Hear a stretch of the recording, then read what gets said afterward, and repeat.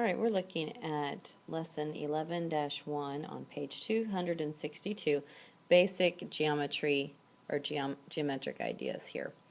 So we're trying to see what words can be used to describe these two-dimensional figures that we're going to talk about. So basically we're just going to talk about a definition, look at what you show, and how you write that. So the first idea is a point, and this is an exact location in space. So here they show you what it would look like. You know, you have your point here, and it's labeled with a capital letter. So you could either write P to show that it's a point, or you can write the whole word point P out. The next idea is line. This is a straight path of points that goes on forever in two directions, meaning that this whole line is made up of points in itself. So they have the line. Notice that it has an arrow on one side and an arrow on the other, and we need at least 2 points so that we can name this. So they have labeled this with 2 points, C and D. So to show this, or to write this, you could write CD, and notice the symbol they have over it, okay? It's just like they would write the line in the picture beside it. It has this line with arrows on both sides. Or you could flip it and you could say DC with the little line symbol above it. Array is part of a line. So you have to have one endpoint and the other extends forever in only one direction. So here's a picture of what it looks like. It has one endpoint, M in this case, and then it extends to the right, and this arrow shows that it just continues on forever. And it has the 2 points, so you can name that ray with this symbol above it, and then you use the two of the points. There could be more points, but you pick 2, M and N. Notice that the arrow is pointing in the direction that N is, just like in this picture over here. So it moves towards N, which is why it has the arrow on that side. Alright, let's look at 263 for more. Alright, so a line segment is part of a line with 2 endpoints. So you would show this with a point on one end and a point on the other and the line in between. So when you write that, you write the 2 points just like you would a line, but the symbol above it doesn't have the arrows on it like you see up here. It's just a straight line. So, oops, I'm trying to erase that. And you can also label this CD, or the opposite direction, DC.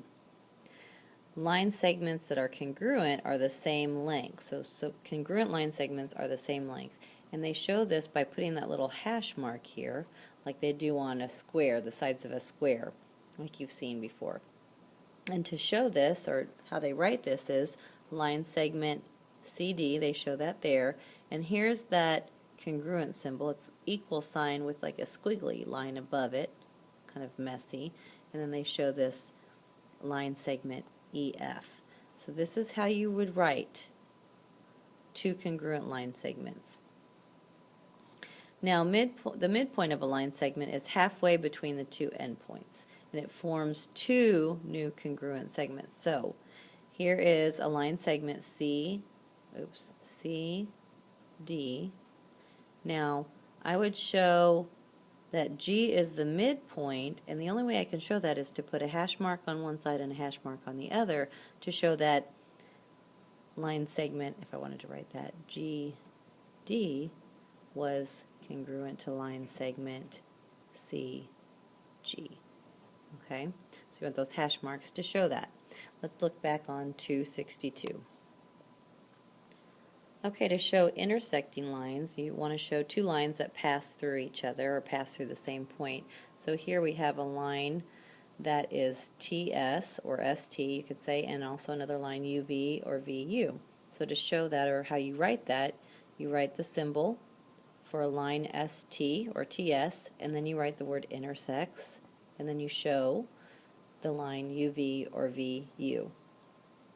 A plane is a flat surface that extends forever in all directions. So you could think of my whiteboard on the wall. If it just extended in all directions forever, that would be a plane. And to label a plane or name a plane, you need to have 3 points, like they show you here, D, E, and F. And so to write that you have a plane there, you use this symbol, kind of like a parallelogram here, and then pick 3 points from the plane. Parallel lines, all right. They're in the same plane but do not ever intersect. So line CD will never, no matter if it continues on forever, moving in that direction, will never intersect line AB. To show that, you write, name your line, CD with the line segment above it, and then you have the parallel symbol in between it, and then you label the other line. So let me erase it so you can see it. So here's my line named CD, and then my 2 parallel lines showing that it's parallel to that line AB. Perpendicular lines are lines that intersect at right angles. So here, line MN or NM intersects OP at a right angle. So all of these angles actually would end up being right angles, if you thought of it. In order to write a perpendicular line, or to show perpendicular lines, you're going to write it like you would a line MN or NM, and then you make this perpendicular sign, which is an upside down T, and then you write the other line, which they show as OP. So that's how you show, or you write these, how you show it and then how you write it. And you'll want to refer back to this, and if you haven't, you want to rewind and go ahead and write down at least the term and show what you would write to show that. All right. I'd like you to go ahead and do the guided practice 1 through 7.